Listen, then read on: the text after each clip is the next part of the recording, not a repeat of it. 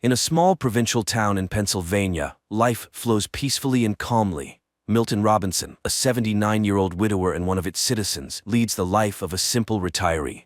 He regularly attends town council meetings where he always raises the same issues about changing the town's slogan and installing an additional pedestrian crosswalk near his home. One summer morning after presenting his proposals, as usual, Milton heads home. He spends his day with his daily chores, has dinner, and goes to bed.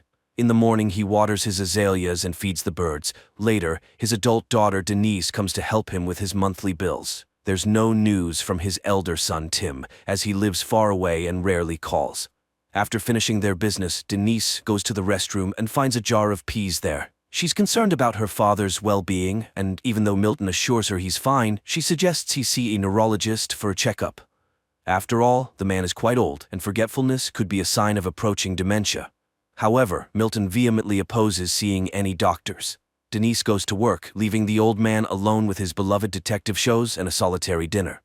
One night he suddenly hears a commotion in his backyard, and going outside, he sees a flying saucer that has landed awkwardly. Milton calls the rescue service, but they remind him that joking with such a serious organization is a matter for the authorities. They no longer answer his calls, so he dials Denise's number, but she is unavailable. After a restless night, he heads to the town council meeting, where as always he talks about the slogan and the crosswalk. At night, the old man hears strange sounds from the backyard, goes out to see what else has happened, and finds an injured extraterrestrial being in his patio. Once again, he tries to reach his daughter, but Denise, as always, is unreachable. He leaves a voicemail and waits for a call, but it's all in vain. The next morning, as usual, he attends the meeting. His friend Sandy this time proposes a new project for interacting with the youth. She has put up posters around the town and would be delighted if someone came to listen to her stories and advice. She is eager to be part of the lives of lonely young people who need friends. When it's Milton's turn, he starts with the town's motto and the crosswalk as usual, but after that he talks about the UFO that ruined his flowers and broke the bird feeder. However, nobody believes him, considering it the ramblings of an elderly man.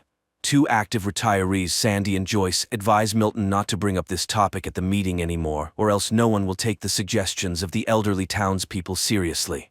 Sandy suggests giving the old man a ride home and reminds him that she is always nearby and he can count on her help. Milton becomes angry, realizing that he is being taken for a lunatic.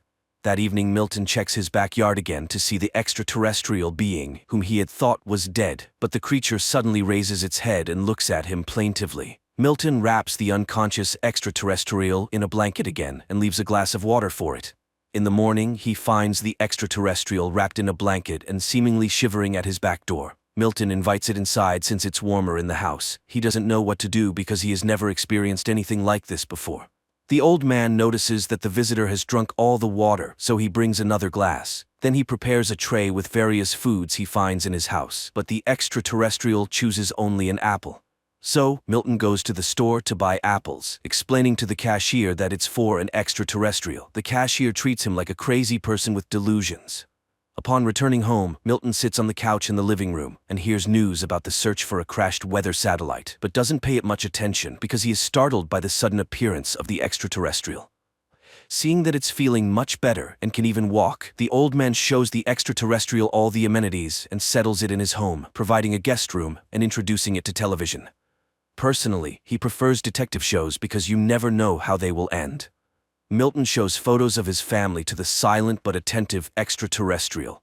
Unfortunately, his wife is no longer with them. His son has moved to California and his daughter visits him occasionally. Then the old man remembers the dance show and sits in front of the TV, inviting the extraterrestrial to join. On that day, the store clerk tells Denise about her father's strange statements about the extraterrestrial, and she goes to visit him during her lunch break. Milton meets her at the door, and as always, she insists on him seeing a doctor because she is very concerned about his mental health. Milton reluctantly agrees. Denise rushes off, and as soon as she leaves, the phone rings. It's Sandy, urgently needing a printer, and Milton invites her to come over and print the necessary documents. The woman arrives, and upon entering, sees the extraterrestrial. Milton introduces them to each other and shows the crash site. The woman is shocked, but tells Milton that they must keep this a secret for his own safety. She mentions how she has seen on TV how authorities treat poor extraterrestrials, and he shouldn't let anyone into his home except her. Sandy leaves, but Joyce has already noticed her car outside Milton's house and becomes curious about what's happening. Meanwhile, on TV, calls continue for the population to search for the crashed satellite. Time passes, and the extraterrestrial continues to stay in Milton's house, watching his favorite shows together. One morning, it brings Milton a piece of paper with a drawing of a cat on it. This touches Milton's heart, as the little one has drawn him a picture. He finds the extraterrestrial working on repairing its spaceship, apparently having fully recovered and getting ready to go back home. Soon, Milton visits a neurologist and undergoes tests, making some frustrating mistakes in some of them. During this time, Sandy stays with the extraterrestrial and complains to it about her daughter, who moved to the West Coast and lives with her friend. She is very upset that her daughter doesn't visit and doesn't bring her only grandchild. Meanwhile, the doctor, upon learning about Milton's forgetfulness and his stories about extraterrestrials, concludes that his abilities are deteriorating rapidly and suggests considering outside assistance for him. This greatly upsets Milton, and he angrily leaves after shouting at his daughter. Sandy, setting aside the children's book she was reading to the extraterrestrial, tries to ask questions, but the old man goes to his room. Later, he finds the extraterrestrial by its spaceship and complains about his daughter, who wants to put him in a nursing home. He hasn't been in touch with his son, and it seems he was a bad father. The extraterrestrial listens very attentively to the old man, putting down its tools. After this, Milton leaves a voicemail for his son, telling him about his life and Denise's affairs, hoping that he will find it interesting. The next day, Sandy brings a t-shirt for the extraterrestrial as she thinks it's uncomfortable for it to be naked. She also suggests giving it a name, Jules. Milton gets irritated by what he considers silly suggestions but eventually agrees with his friend. Meanwhile, Joyce, upon hearing about the government's offer of a reward for information about the crashed satellite, goes to Milton's house and, looking through the window, sees the extraterrestrial. Now she is also in on Milton's secret and suggests naming the extraterrestrial Harry. Sandy suggests to Milton that he should acknowledge the fact that Joyce is joining their group, even though he's ready to kill the overly curious lady. Then she shows pictures of cats that Jules has drawn for him. Joyce speculates that Jules is trying to communicate something to the old man since all the drawings are of cats. However, Milton refuses to believe it. Meanwhile, the government receives numerous calls about various anomalies.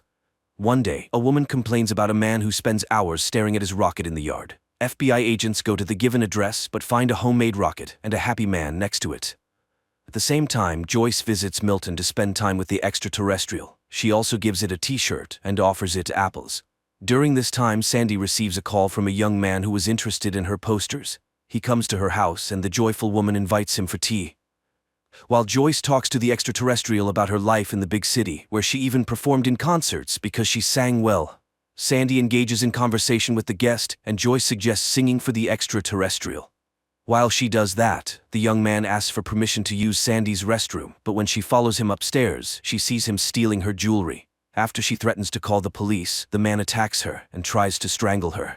However, the extraterrestrial has a vision of the events and telepathically makes the man's head explode. This raises suspicions at the FBI, who are conducting the search for the crashed spaceship.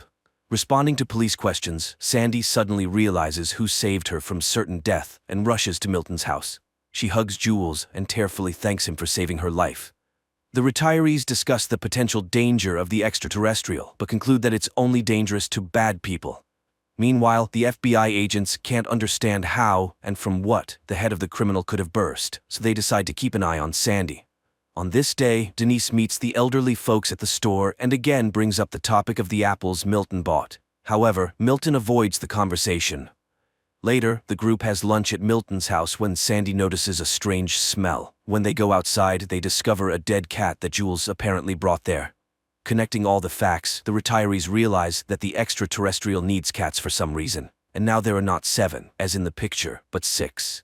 Milton calls Denise, hoping to find out where she disposes of the deceased cats in her clinic, which frightens her completely. Not receiving a clear answer, Milton and Sandy decide to drive around the streets of the town since cats often meet their fate under car wheels. On the road, Milton inquires about Sandy's husband's illness, which eventually led to his passing, and she talks about being left alone. She starts asking questions, reassuring that life must go on. However, at this point, Milton asks her to stop the car, and the FBI agents become witnesses as the elderly couple loads a deceased cat into the trunk. That day, they find 2 more cats, and Joyce promises to find the rest. Meanwhile, FBI agents eavesdrop on the private conversations of Milton's close ones and hear Denise telling her brother about her father's eccentricities. At this moment, Joyce brings 3 more cats she found in different parts of the town. Only one is missing. Just then, agents knock on the door, but the elderly folks hide and don't open it. The men eventually leave, and the people realize they need to act quickly. And then, Milton remembers Joyce's deaf, blind, and non-mobile cat. Offended, she leaves, but Sandy catches up with her and apologizes for Milton's bluntness. Joyce admits that he's right. It's long past time to end the suffering of the cat. She brings the animal, and the extraterrestrial puts it to eternal sleep. Then it covers the remains with some material, and they start to merge into a single object. In the end, a glowing object appears in front of the group, which serves as fuel for Jules's spaceship. The saucer lifts off into the air and moves to the center of the yard, which is instantly detected by the FBI's instruments. The retirees understand that the time for farewell has come. Joyce gives Jules a souvenir globe with a view of the city inside. Sandy gives him a sweater she knitted, and Milton gives him his driver's license with a photo. But the extraterrestrial suddenly makes an inviting gesture, clearly offering them to join, and Milton suddenly decides to accept the invitation. But then the phone rings in the house, and picking up the receiver he hears Denise's voice. She suggests meeting on Saturday. They'll have lunch and then she'll give him a haircut because they've been arguing, and that's not right. At that moment, agents knock on the door. Milton rushes into the yard, and they only manage to see the departing saucer, where 3 Earthlings joined in the last moment. The ship lands not far from the town to safely disembark the elderly and bid them a peaceful farewell. Milton hugs the extraterrestrial and thanks it for the invitation to travel together, but he can't leave his home and loved ones behind. Jules enters the spaceship and flies away while the elderly folks wave goodbye to him. Time passes. Milton continues to live in his home, visited by Sandy and Joyce. The elderly often reminisce about Jules' Harry and hope that he hasn't forgotten them either. And one night, Milton's yard is illuminated by a bright light, and the old man realizes that he has guests. A light, heartwarming, and slightly melancholic film about the fading of human life. It's good that amid the plethora of recently produced nonsense, there are still such heartfelt and warm movies in which an extraterrestrial is not a villain who came to Earth to conquer it, but rather a cute and understanding silent being with expressive eyes.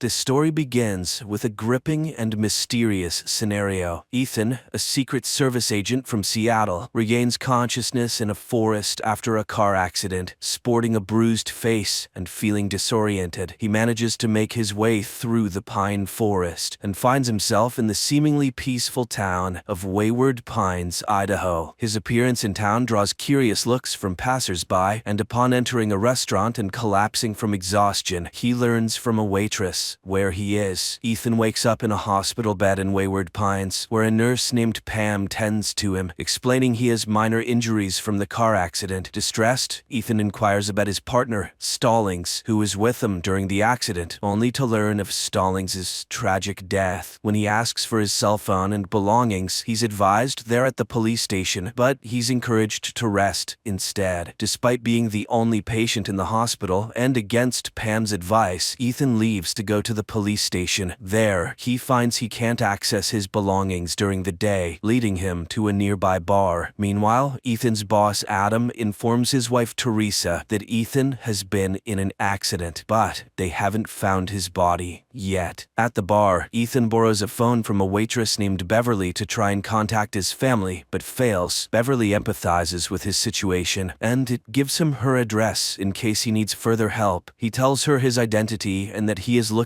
for 2 fellow agents, Evans and Kate, who is also Ethan's lover. Later, he notices her note mentioning the absence of crickets in Wayward Pines. On his way to the motel, he hears cricket sounds, but they are coming from a hidden speaker. The next morning, unable to pay for his hotel, Ethan visits Beverly's address only to find an abandoned cabin with the decaying body of Evans inside. Returning to the police station, he encounters an indifferent Sheriff Arnold who denies having Ethan's belongings and is unresponsive about the body. Ethan's attempts to make phone calls again prove fruitless. Back at the bar, Ethan finds a new operator and Beverly's mysterious absence. After an argument, Ethan is knocked unconscious. He wakes up in the hospital once more, this time restrained. Dr. Jenkins, a psychiatrist, insists on performing surgery due to a supposed blood clot. Despite Ethan's protests, injected with a sedative, he's left in the operating room. Surprisingly, Beverly rescues him, and together they knock out Pam and they escape the hospital. They reach a secluded wooden house where Beverly shares her own experience. She reveals she arrived in Wayward Pines in 1999, searching for an escape for a year. She also tells him she and Evans tried to escape, but he was killed. As Ethan falls under the sedative, he tells her it is actually 2014 now. Ethan wakes to find Beverly gone. Adam and investigators in Seattle are puzzled by the lack of evidence indicating Ethan's presence in the car during the accident. Meanwhile, in Wayward Pines, Ethan spots Kate, the other missing agent, at a nearby party. She appears older than he remembers, and Ethan cautiously follows her to a house that she enters with a man named Harold. When Ethan confronts Kate, she denies knowing him and warns him about the town's extensive surveillance with cameras and hidden microphones. Shockingly, she reveals she has been living in Wayward Pines for 12 years, leaving Ethan bewildered and alarmed. Determined to escape, Ethan steals a parked car, but his attempt to leave Wayward Pines is unsuccessful as he finds himself inexplicably back in town. Frustrated, he tries to flee on foot, only to be stopped by a massive electrified wall surrounding the town. Sheriff Arnold confronts him for the car theft and dismisses his claims of being a Secret Service agent. The next day, Ethan returns to the cabin where he found his colleague's body, still undisturbed. He discovers a mysterious notebook in his friend's boot, but is interrupted by Arnold, who arrives with a gun, claiming a forensic team is coming. Ethan is forced to leave and heads back to the hotel. At the bar, he unexpectedly encounters Beverly again. She covertly arranges a secret meeting and gives him money, hinting at a plan involving Evans's notebook. Using the money, Ethan visits a cafe and manages to call the Secret Service, only to realize the operator is an imposter. He becomes suspicious when the cashier hastily takes the banknote from him. Later, Ethan tries to connect with Kate at the toy store where she works. Despite his efforts, Kate remains distant and secretive, adhering to the town's strict rules against discussing the past. Ethan's confusion deepens when he visits Evans's home, where Evans's wife denies knowing him and claims she witnessed her husband's suicide. Seeking answers, Ethan confronts Arnold, who instructs him to stay at the hotel and informs him that Evans's body has been sent to the morgue. At the morgue, Ethan retrieves the notebook from Evans's clothes. In a startling turn, Ethan sees his wife, Teresa, and son, Ben, being brought into the hospital on stretchers, but he can't find them anywhere. Dr. Jenkins warns Ethan that his condition is deteriorating and insists he needs surgery immediately. Back in Seattle, Teresa grows increasingly anxious about Ethan's whereabouts, with their son Ben suspecting Ethan might have run away with Kate. When she contacts Adam for information, he assures her of his efforts, but explains that the details are confidential, deepening the mystery and concern for Ethan's fate. The tension escalates as Ethan continues to unravel the mysteries of the town. He meets Beverly at their agreed location in Pine Forest, where she reveals that a tracking device has been implanted in him. Together, they remove the device in a secluded stone house. Beverly also shares the harrowing truth that Sheriff Arnold publicly executed Evans as a warning to the town. Ethan later meets Kate again, and despite his reservations, accepts an invitation to dinner at her house with Beverly.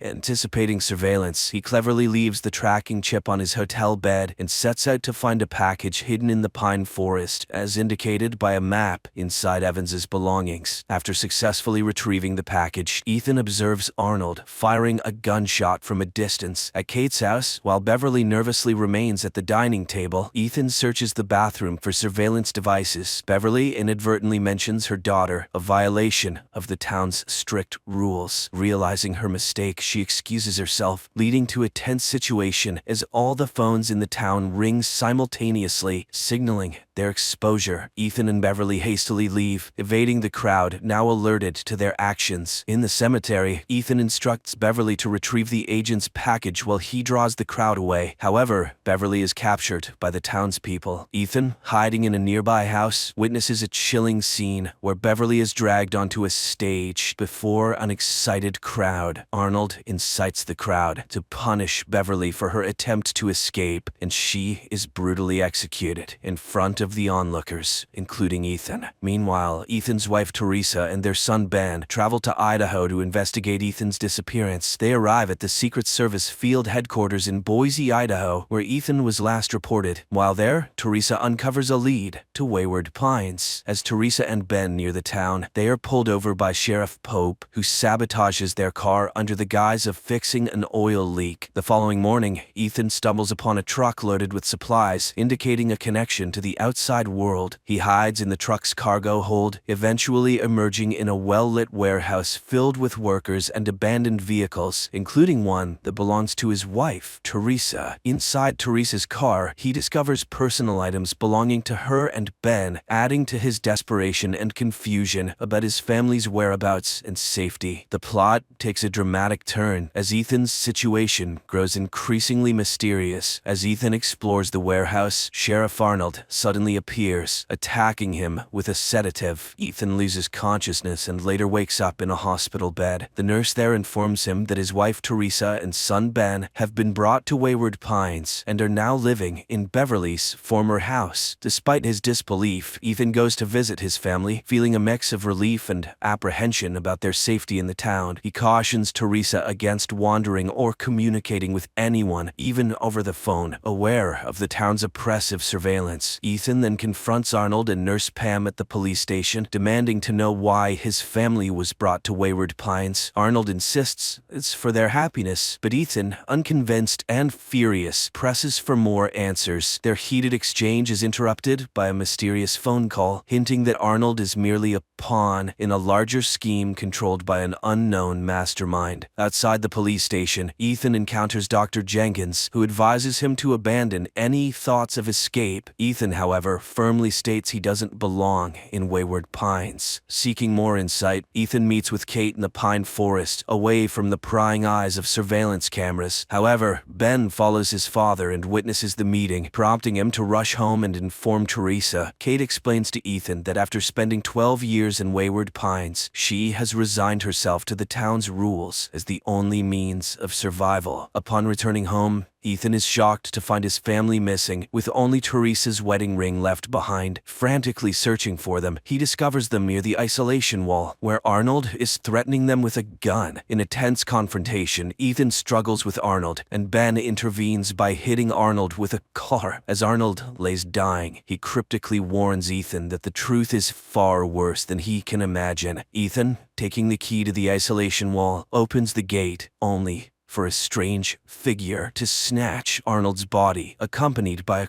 creepy noise. Ethan quickly closes the gate and escapes with his family. Back at home, the family is deeply shaken. Ethan advises them to pretend to lead a normal life while they plan their escape. The next day, a mailman delivers a letter to Ben, welcoming him to Wayward Pine Academy, along with a uniform. Ethan, in need of a gun, visits the police station only to encounter the mayor, Brad, who warns him to follow the town's rules and avoid asking questions. Ethan is also congratulated on becoming the new sheriff, complete with a cake and a newspaper announcing Arnold's retirement. Reluctantly, Ethan plays along. Meanwhile, Ben attends Wayward Pine Academy, where he meets his teacher Megan, who is also the mayor's wife and a therapist specializing in molding the children's minds. Ethan, continuing his investigation, discovers hidden files on the town's residents, nudging him to delve deeper into the secrets of Wayward Pines. Soon after, the tension within the town continues to escalate. The residents capture a man named McCall, who is accused of spreading harmful ideas on walls. Nurse Pam pushes for a public execution the following night, but Ethan, now acting as the sheriff, strongly opposes it. In his office, Ethan interrogates McCall, but is interrupted by a phone call, leading him to reluctantly agree to execute McCall the next night. That evening, Ethan's son Ben sneaks out with his school friend Amy, indicating the younger generation's growing curiosity and defiance. Meanwhile, Ethan and Teresa have dinner at a local restaurant with the mayor and his wife Megan, where other town residents, including Pam, Kate, and her husband, are also dining. A celebration for the new sheriff follows, during which Pam takes the opportunity to congratulate Ethan, but also stresses the importance of upholding the town's strict rules. Ethan,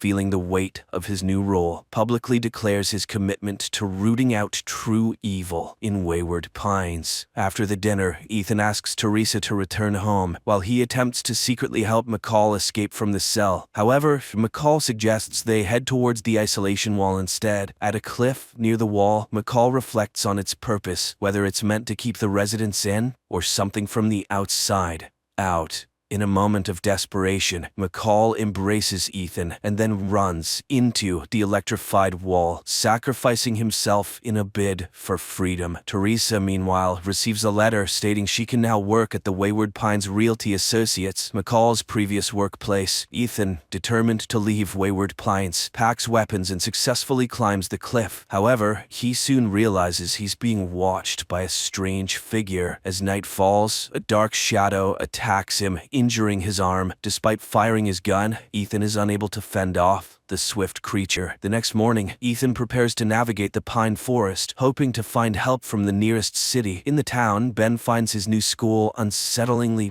perfect. While Teresa starts her new job at the realty office, she's assigned to assist a new resident, Wayne, who appears confused and disoriented. Sensing a shared experience, Teresa offers her help and discreetly inquires about his past. However, their conversation is interrupted by Pam. Later, Teresa takes Wayne to a house under the guise of giving a tour. Using the noise of a dryer as cover, she warns him about the surveillance in Wayward Pines. She learns from Wayne that he remembers waking up in a chamber surrounded by others in a similar situation. Meanwhile, Ben and two new students are called to a closed, all-white room for orientation. Megan, the teacher and mayor's wife, begins the session, hinting that they are about to learn the hidden truths of Wayward Pines. Teacher Megan reveals a disturbing image of a hairless, monstrous humanoid creature evolved from humans in a dominant predator known as Abby, short for an aberrant. She explains that these creatures, Abbies, travel in herds, with the lunch break offering the students a brief respite to process this revelation. The session resumes. Each student receives an ancient coin dated 2095, leading teacher Morgan to reveal a startling fact. The current year is not 2014, as they believed, but 4028. She explains that their supposed accidents were actually deliberate selections to bring them to Wayward Pines. The residents, including the students, have been in hibernation chambers for over 2 millennia, chosen by the program's creator, David, who Megan says is always watching over them, though they will never meet him. Ethan, feeling a constant sense of surveillance, ventures into the woods. He cleverly uses an animal carcass to mask his scent and observes the Abbies. His journey through the pine forest leads him to the ruins of human civilization, confirming teacher Megan's revelations. Unexpectedly, he encounters a helicopter and meets Dr. Jenkins, who reveals himself as David, the architect of Wayward Pines. David urges Ethan to return to town promptly. My friends, the continuation of the story is now on the screen in front of you.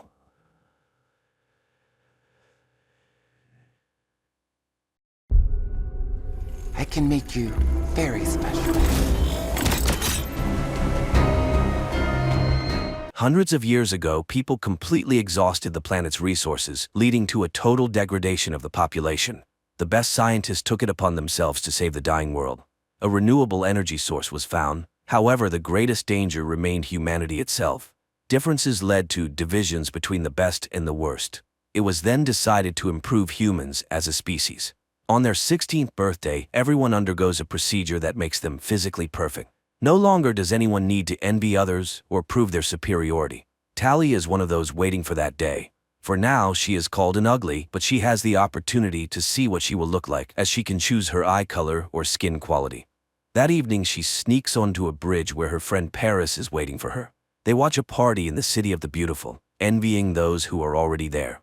Paris is 3 months older than Tally, and tomorrow he will undergo the operation and move to the city. Tally will have to wait her turn, and she fears that Paris will forget about her. But he assures her that she will always be his squints, and he will always be her nose. He arranges to meet her in a month. The next day, the students gather in the main hall to greet those whose time has come. Dr. Cable talks about all the advantages of being beautiful and calls forward the future beauties. Paris says goodbye to Tally, and a girl named Shay, sitting next to her, notices this. In the evening, Tally returns to her room and remembers how she and Paris met when they arrived at school. He called himself Nose and she called herself Squints. One day the boy hurt his hand and the girl intentionally cut her palm. From that moment on, they shared a mark of ugliness, a scar on their palms, and the belief that they were perfect for each other. The next morning in class, Tally talks about the white tiger orchid, which supplies energy to the cities and decorates the fields. That evening, she undergoes the mandatory scan for her future transformation, where she chooses gold for her eye color and dreams of reuniting with Paris, from whom there has been no news. The day of the arranged meeting arrives. The girl sneaks onto the bridge, but Nose is not there. Tally decides to sneak into the City of Joy. She reaches the outskirts, where a party is in full swing. Suddenly, a mask falls from above, allowing its owner to change their clothing. Tally puts it on, selects a dress, and heads out to search for her friend in streets filled with lights, laughter, music, and celebration. Miraculously, she finds Paris, who barely recognizes her. Even the scar on his hand is gone, though he swore he wouldn't remove it. It turns out that after the transformation, an ugly person's life becomes entirely different, where an eternal friendship oath no longer matters. Tally removes the mask to remind him of herself, but immediately becomes an unwanted presence. She runs, grabbing a rescue vest on her way. Realizing she is about to be caught, Tally jumps from a skyscraper.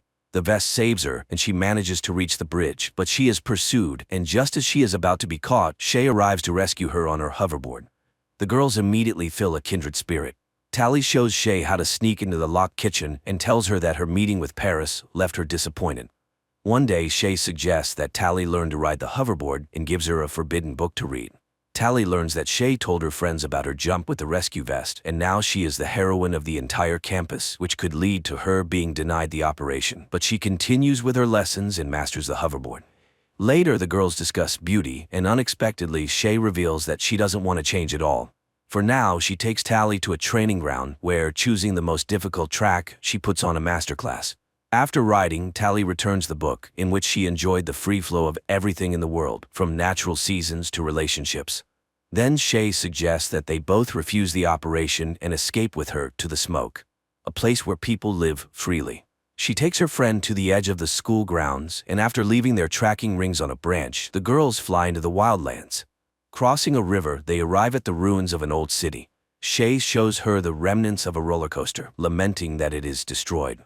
She takes her friend to a tall building where they can call her friends from the wild world by lighting a signal fire. Shay explains that in the outside world, people work for themselves, love, and have children. There are even old people there. Everything is like in the book they read. Shay was planning to escape with her friend David when she saw Tally on the bridge and came to her rescue. She wants to read books and have hobbies because after the operation, a person no longer decides how to live. Tally doesn't understand this, as she has dreamed all her life of being beautiful. So Shay leaves her with a coated path to the smoke and departs with David, whose fire lights up on the neighboring rooftop. Tally returns to the city, where the day of her transformation soon arrives. Unexpectedly, instead of the operation, she is taken to Dr. Cable, who turns out to be well aware of her friendship with the missing Shay. She insists that David is holding Shay against her will, brainwashing her. And only after Tally finds Shay and returns her to the city will she be allowed to become beautiful. A distressed Tally returns to her room, where Paris visits her. He advises her to do as Dr. Cable asks, as it is the only way they can be together. Tally agrees. Dr. Cable explains that the residents of the smoke are planning to destroy the city and have developed a weapon that Tally must find and neutralize. She sets off, receiving a pendant to activate when she finds the weapon. Tally follows Shay's instructions and after reaching the ruined roller coaster, rides it until she reaches an old railroad track. She camps in the forest for the night, lighting a fire, and unexpectedly finds charm in the surrounding nature. Later, she has to climb a steep cliff and cross the ruins on her hoverboard. The last stop is a white sea of orchids, where Tally settles in for the night. Meanwhile, Dr. Cable calls Paris and offers to further enhance him. That night, Tally wakes up surrounded by burning orchids. As she is about to lose consciousness, David finds her. He checks her over, discards the transmitters he finds, ignoring the pendant, which is not yet active, and takes her with him. However, the tracker informs Dr. Cable that Tally is in the right place. In the morning, David brings Tally to the smoke, where she reunites with Shay. However, the others find it strange that she managed to get there alone. Tally expresses her concern for Shay and believes she should return, but Shay has no intention of doing so and asks Tally to take a closer look at this way of life. The next day, Tally comes across a group of young people preparing for an expedition. It turns out that the fires are set by them because the orchids are toxic and drain nutrients from the soil, killing the planet. David offers her to join them and see the truth. The group flies on a mission aboard an ancient modified helicopter. From above, they see fields and forests destroyed by the orchids. Shay sets the plants on fire and a blaze erupts, suddenly revealing figures of people walking through the fire unharmed. Suddenly the helicopter shakes and Shay falls down. Tally immediately jumps after her. She finds her friend and grabs her just as she sees a figure in a blue suit running towards them. But Tally grabs onto a rope thrown down from the helicopter and the two girls are pulled out of danger. Later they discuss what happened, confused about how the city's scouts found them. Tally feels guilty and torn, as after getting to know the inhabitants of the smoke better, she has started to think differently. Here everyone works but doesn't use money, they just trade. The elderly aren't a burden because they contribute in their own way. Most importantly, the people have chosen to be here. They melt down old iron and make useful things. When Tally asks about weapons, Shay simply shrugs, saying, "Why would we need them?" Tally joins in the work, and even though it's hard, she enjoys the process. In the evening, everyone gathers around the campfires where she is treated to natural foods. David tells the people that scouts have been spotted, meaning the city hasn't stopped pursuing them. While the smoke believes in controlling nature, the city has perfected controlling people. By focusing on appearance, people stop reading, learning, dreaming, and choosing who they want to become. That's why they are ready to defend their freedom. The next day, David teaches Tally how to shoot a bow, noticing the calluses on her hands, and gives her his gloves as a gift. At that moment, the flamethrowers arrive, having encountered scouts again. However, these are not typical beauties, but very fast and strong guys. Later, Shay notices the gloves and explains that in this world, things are different from the city. If a guy cares for a girl, it means she's important to him, so Tally has to make a choice. One day, Tally asks David about the weapons. He takes her to his parents.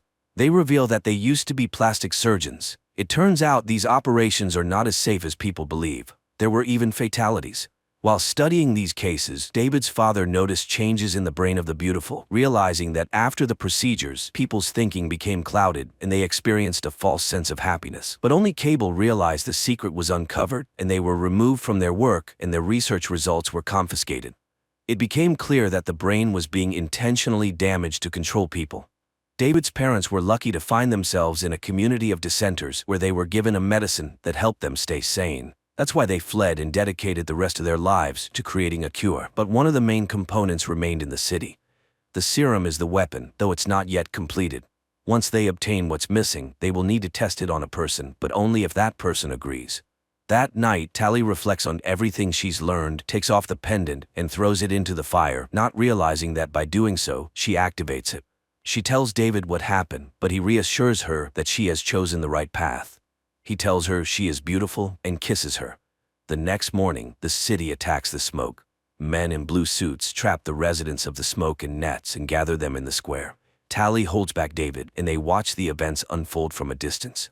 Cable interrogates David's parents, and when she gets no answers, she orders Paris to kill David's father. He reaches out and with one swift movement, snaps the man's neck. David rushes out, and together with his mother, they cry over his father's body.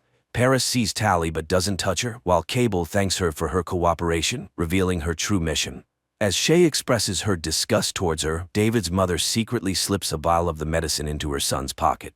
Tally breaks free, runs to David's house, and sets it on fire.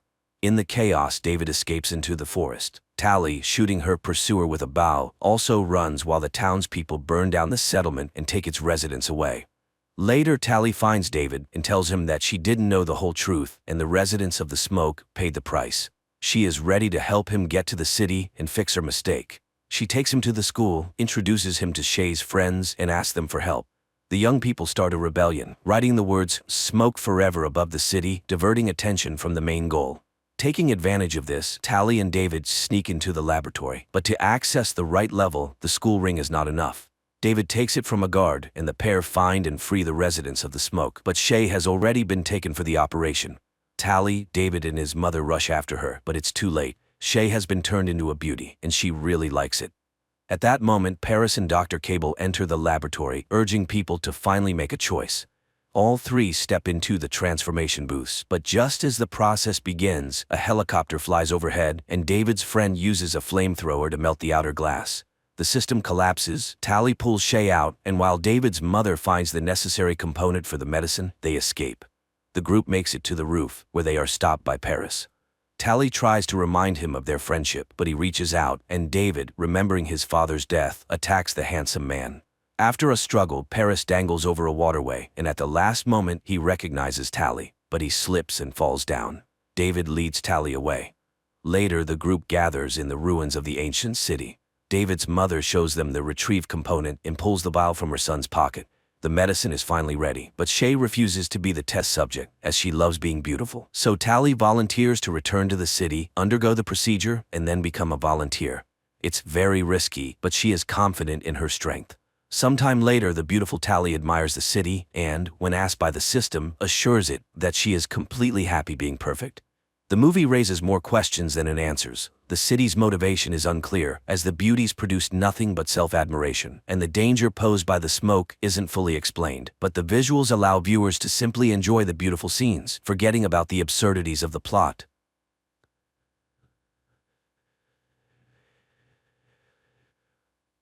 In the future, a time comes when women are offered a unique opportunity to conceive and give birth to a child using mobile artificial wombs in the form of eggs. Don't say a Bob. Say a baby. You're completely tuned to the odd, near-future scenario. A young woman wakes up in her apartment. Her home AI immediately activates the coffee maker and informs Rachel of the good news about the improvement in her digestive health. It suggests an appropriate outfit for the day and reminds her of her visit to the capsule center. Rachel wakes up her husband, Elvie, to wish him a good morning and say goodbye before heading to work. The AI now advises Elvie on his outfit for the day and informs him that his happiness index has slightly increased. He receives a prepared breakfast and heads to the home greenhouse. Meanwhile, Rachel arrives at work, where today there is a presentation of a new generation of cognitive assistants called our machines, which are soon to become new cognitive supervisors. After the meeting, Rachel is invited by her supervisor, who is concerned about the possibility of her expanding her family, as they intend to offer her a promotion. Additionally, the corporation is willing to provide funding for the services of the Uterus Center, which Rachel appreciates.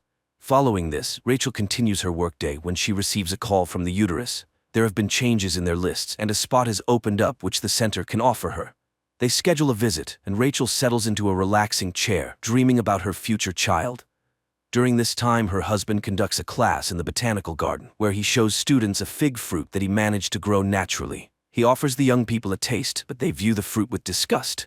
Finally, one brave soul tries it. Meanwhile, Rachel shares the joyful news with her colleague and friend Alice and confesses that she hasn't told her husband about her visit to the center.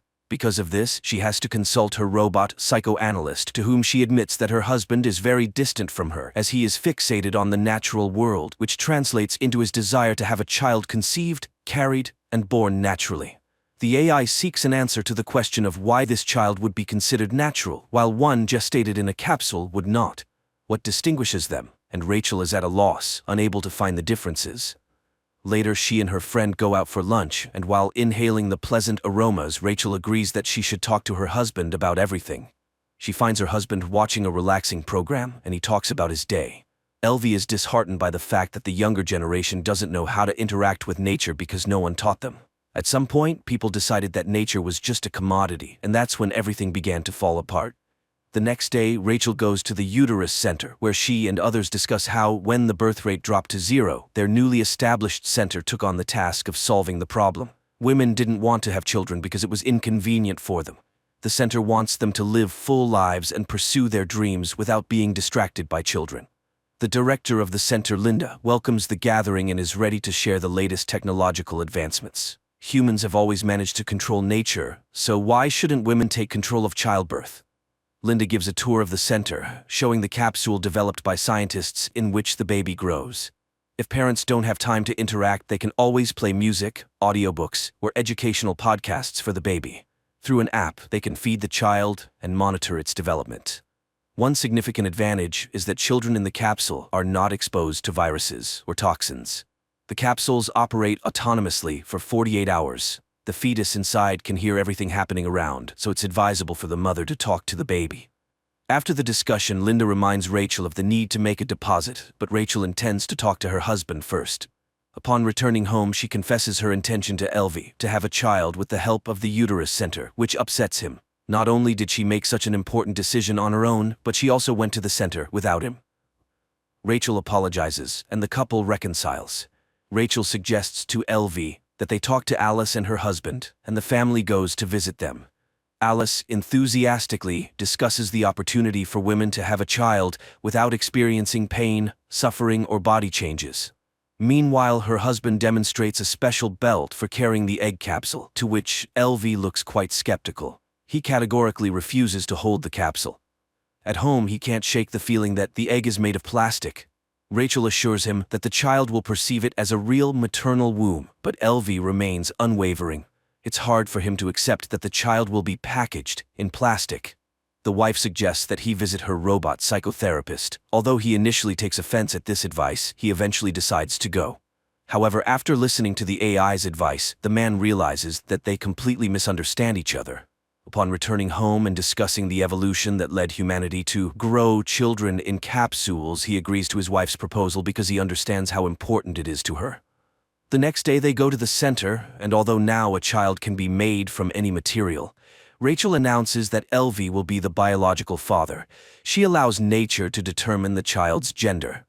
Linda leads them to a room where on a large screen, future parents can witness the moment of conception. Later, they are brought a container with a fertilized zygote so they can admire it.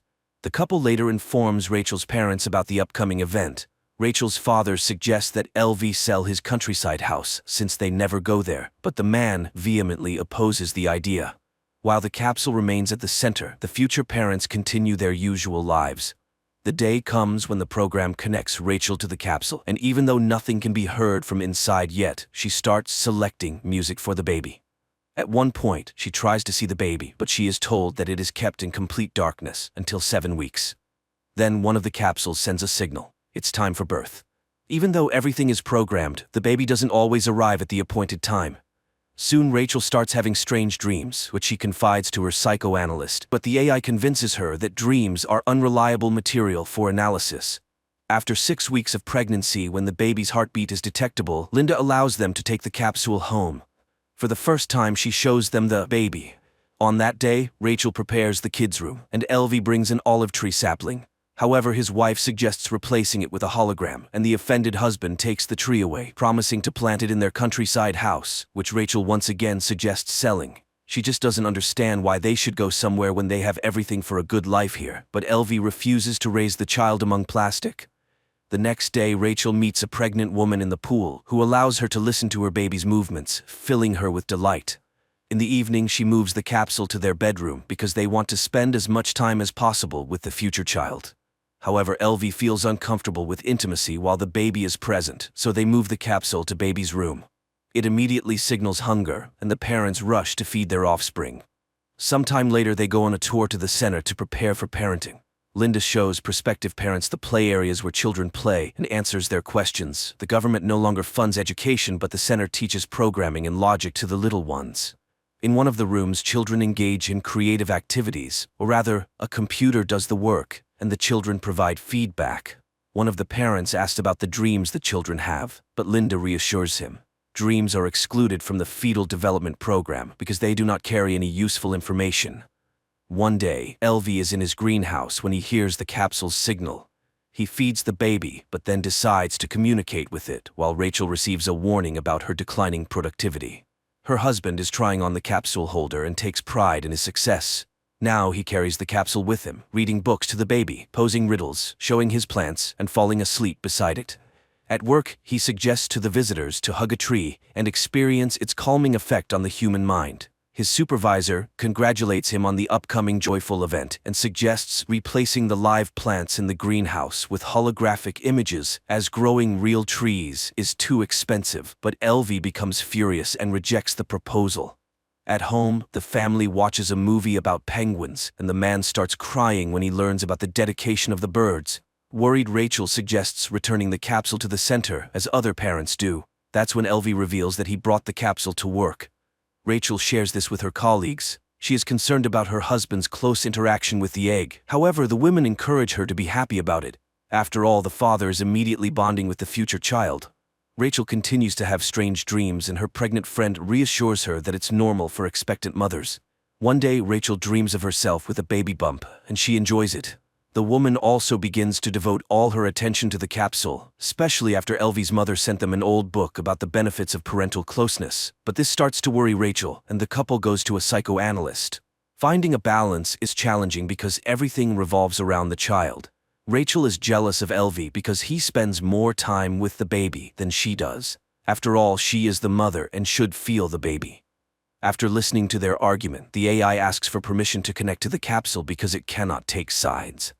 The next day, Rachel takes the capsule to work. However, she behaves distractedly, giving the baby too much attention. Alice suggests placing the egg in a specially designated area where other future mothers' capsules are stored because Rachel is becoming a distracting mother. Alice's capsule is kept at the center because it's more convenient for her. In the evening, Rachel, taking the capsule, hurries to the center for a parenting seminar, after which Linda suggests leaving the baby in the incubation area. The family reluctantly complies with the demand. The house becomes empty, and both the husband and wife miss their capsule. One day, Rachel dreams of a seaside where she walks with the baby in her arms. She wakes up in tears and moves Elvie's little tree to the kids' room, surprising her husband. Meanwhile, at work, her boss is not entirely satisfied with her productivity, but Rachel assures her that everything is fine. Later, Linda informs them that the delivery day will be next Wednesday, as deliveries now occur on the 39th week. They can't afford babies being born earlier or later, as the capsules are in high demand. Parents must receive oxytocin, the love hormone, to prepare for the baby's arrival. However, the family shocks the director with a request to allow them to take the capsule home before delivery, even though it goes against the rules. Moreover, important personality development seminars are held every day. Linda suggests they take special tablets to regulate the baby's sleep, which greatly helps parents. The couple leaves, passing through protesting women against the capsules. Suddenly, Elvie returns and, taking advantage of the midwife being occupied with another patient, retrieves his capsule without permission.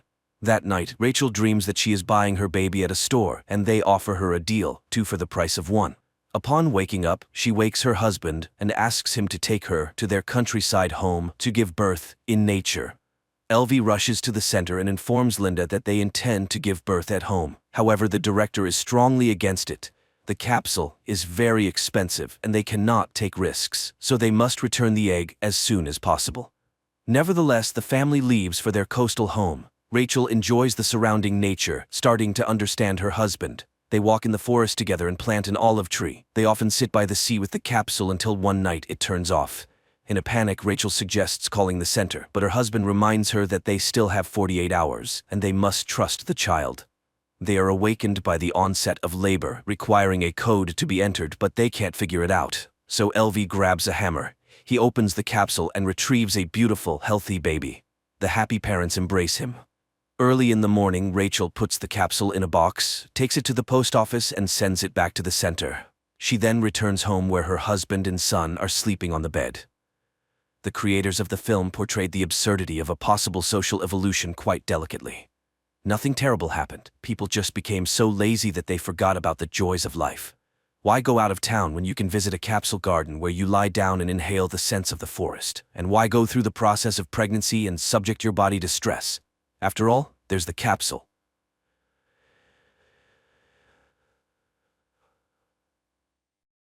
A young man returns home and discovers on the carpet in the living room his own body. Next to it lies an envelope with the inscription, "Look at me."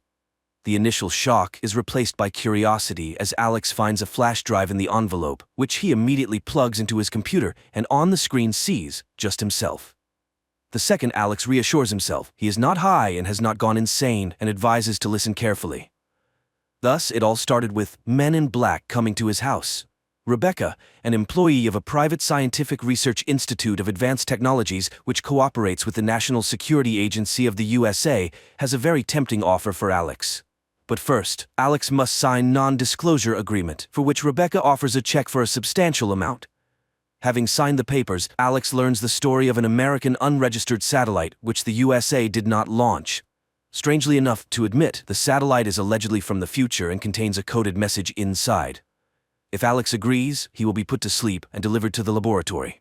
The institute knows that he is practically bankrupt and lives in a house inherited from his parents. To prove the seriousness of her intentions, Rebecca immediately transfers a large sum to Alex's account, which convinces him to sign the documents. The next day, he is put in a car, given an injection, after which he falls asleep and only comes to his senses in a closed, secret place. Rebecca shows him the laboratory where the satellite is already located. And the guy starts solving the task. 5 weeks pass, but there are no results yet. Rebecca suggests Alex take a day off, but the guy does not need it. One day he is visited by a vision in which a young woman decodes the same task. After that, Alex bleeds from his nose. Later he finds the name of this woman written on the frame of the bed. Soon, Alex manages to decrypt part of the code, which contains drawings of an unknown device. Rebecca announces the end of his work and informs him that he will be taken home. Alex comes to his senses at home late at night. He feels ill, which he attributes to fatigue and stress. But after a few days, the malaise intensified, and he began to be haunted by persistent hallucinations. And one day, 2 strange-looking men appear on the threshold of his house, wanting to know why he agreed to decrypt the code. Alex does not understand because decryption is just his job, which pays well. The men continue to press Alex with questions about morality. Don't the consequences of his work bother him, since the device to be created from the decrypted drawings will be the most powerful weapon in the world? Alex's head starts to hurt, and he asks the men to leave. They thank him for the answers and leave. Alex immediately feels better and sits down at the computer, but at that moment, a call comes from Rebecca, reminding him of the signed non-disclosure agreements. An indignant Alex realizes that the Institute is watching him, and when he again sits down at the computer in his house, the lights go out. Alex goes outside and suddenly sees one of the 2 men who came to him with questions on the opposite side of the street, but the man's body starts growing before his eyes. Frightened, Alex runs home and looks out the window to see the giant's hand reaching for his window. Alex extends his hand to meet it, and morning comes. Rebecca, who has arrived, finds Alex at work. He tries to explain that humanity lives in 2-dimensional space, and his recent guests are a highly developed civilization that exists not only in space but also in time. They can be in this room but earlier or later, and they can watch what is happening through some kind of window in time. Alex tries to convey to Rebecca the danger of the device they are building, which can start World War III. Then the woman informs him that she knows about his illness, a brain tumor. The guy blames the Institute, which placed him in a room with a radioactive satellite, causing a tumor to develop in his brain, and insists on stopping the construction of the device. Alex, in the present, pulls his dead body out of the house and buries it in the forest, then returns to the computer and continues to listen to the story from his future self. Alex, in the future, regrets that they did not want to listen to him because he understood that something ominous was coming. Then he remembers the woman. She is cryptographer. Alex finds her address, but Beth refuses to talk to him. Alex shouts that he is dying. He has 6 months left. After that, Beth opens the doors and informs that she has 2 years left. She also realized that it was a weapon, and the drawing supposedly came from the future. There is another person, Schieferman, who communicates with her through the computer and sends her tasks, which she solves when she feels normal. Beth starts feeling unwell, so a man takes her to the bedroom, while he goes downstairs, where it seems like he sees the girl's life in the mirrors. There she is, saying goodbye to her beloved in military uniform. There his comrades inform her of terrible news, and there she is with a handful of pills in her hand, trying to leave this life.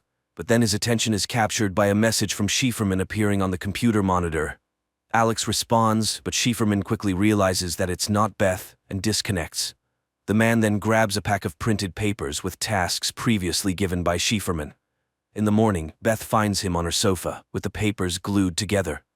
The guy points out to her that all this are pieces of a puzzle which, when assembled, can give an answer. Schieferman clearly doesn't work at the Institute. Alex asks Beth to help stop the creation of a death machine. The girl reports that she fell ill specifically after working with the satellite. She started having hallucinations and began thinking about a message from the future. What if it's possible to contact the sender? She began to hear the voices of the dead and one day heard her own voice. She also saw aliens, though she doesn't believe in them, and asks Alex to leave.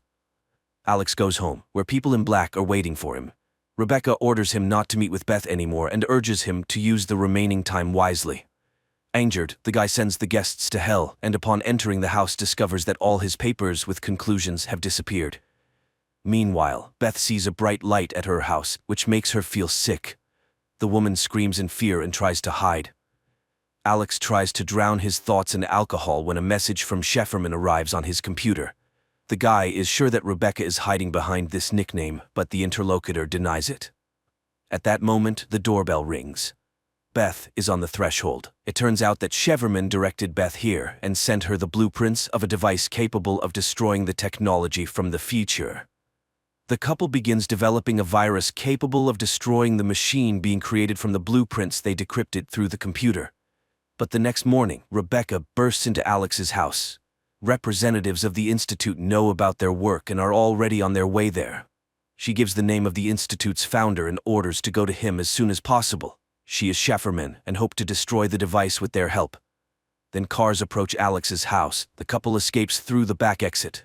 Rebecca is caught, given an injection, and thrown into a car. Meanwhile, all the gas burners in the kitchen are opened.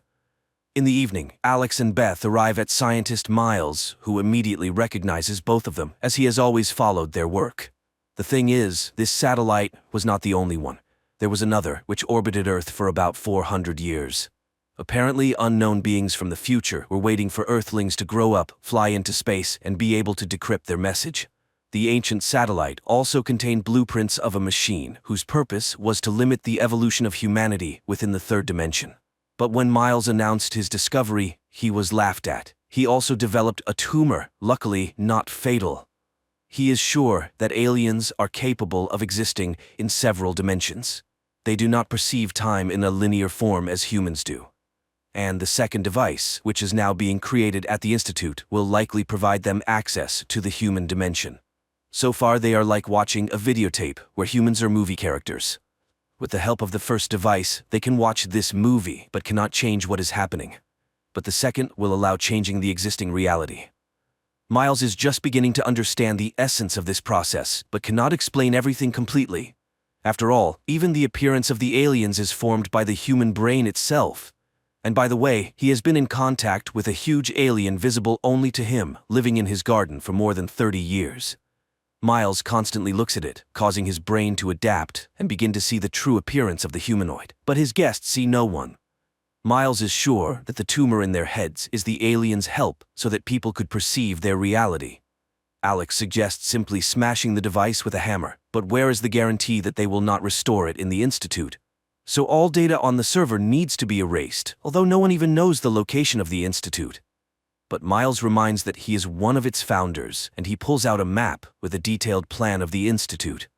At that moment, a loud bang is heard at the door. The couple runs away, while Miles tries to calm down the raging alien. Alex and Beth hit the road and soon find the Institute's building, where they open a hatch through which they sneak inside. There they separate to increase the chances of finding the laboratory. Alex witnesses the strange behavior of a guard who constantly returns backward and realizes that time inside the Institute is looped. Beth also falls into this loop. Realizing the futility of her attempts to go further, the girl activates the bomb. But because of the time loop, she is unable to leave the dangerous place. Alex goes into a dark room and tries to carry the bomb further when he is overtaken by an alien and literally disintegrates the man into small particles. A minute later, Alex finds himself tied to a table. Opposite him sits a humanoid. Alex thinks he has died, but the alien denies his belief. They are simply curious about the human appearance and their experience of time. Linear time for aliens is incomprehensible and tedious, a labor-intensive cycle of empty beliefs. Humans are like in a trap, forced to constantly go through the same thing. Aliens, on the other hand, exist outside of time and space. They are in every moment. Therefore, causal connection and sequence of actions for them is a mystery. What will happen if a human no longer has to wait for something? Alex realizes humans will become similar to the appearance of aliens, but the familiar personality, the ego, dies in the moment. The alien is surprised. Death is natural, but man hides and distances himself from it. Time determines everything for a human. It is both a giver and a thief. A human sees the world as he imagined it, and what will happen when the source of projection disappears. Even with the eternity of self-analysis, man will not understand the difference between reality and illusion. With each newly born, a new reality comes. Therefore, a person always stands before choice. Alex feels very bad. And then the alien offers to return to the moment before the guy got sick, with the information he now has. Alex decides that he would not have gone to work at the Institute and would have stopped all this. The alien is surprised. Why would he change his behavior if he's not able to change the situation? And then Alex admits, people do not choose what will happen.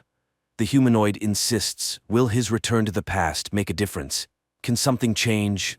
And immediately, the guy finds himself in his home, in front of the computer. He records this flash drive, realizing that nothing can be changed. The world may disappear tomorrow, but this is not news. Everything has already happened. Everything ended before it began. He puts the flash drive in an envelope and falls to the floor. The last words on the flash drive are about Alex in the past, warning Beth, and he drives to the girl's house, while Alex from the future, in his last words, asks to forget about everything and live on. Quite an interesting movie that makes you think, what if the concept of time really does not exist, and we live only here and now in one single moment? Who made us believe that there is a past and a future? And is it true that a person does foolish things, not thinking about how his thoughts and actions change his own future? Friends, write your opinion in the comments.